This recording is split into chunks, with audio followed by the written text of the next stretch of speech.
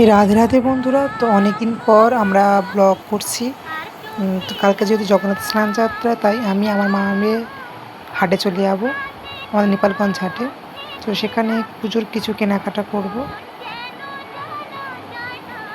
করার পর কেমন কি দাম হয় ফল ফুলে, তোমার সব কিছু শেয়ার করব। কেনা যায় না কেনা যায় সেই অনুযায়ী সব কিছু হবে। বাট ফুলের দাম ফলের দাম কতটুকু হতে পারে সেটা দেখার বিষয় আছে ওখানে। যেহেতু কালকে জগন্নাথ স্নান যাত্রা, তো সরাসরি আমরা হাটিকে দেখা হচ্ছে।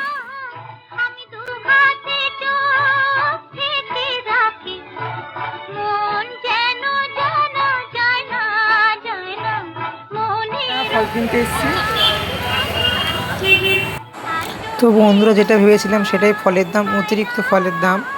তো যে কারণে বেশি ফল নিতে পারিনি, দু একটা নিয়ে আমরা মিষ্টি দোকানে চলে গেছিলাম। তো গাইস, আমার মিষ্টি সন্দেশ অতটা পছন্দ হচ্ছিল না, কেন আমি যেরকম চাইছিলাম সেরকম কিছুই পাচ্ছিলাম না। তো আজকের যেমন মিষ্টি সেরকম ভালো পেলাম না, সেরকম ফুলও ভালো পেলাম না। তো যেটুকুনি পেলাম সেটুকু নিয়ে চলে এলাম কালকের জন্য।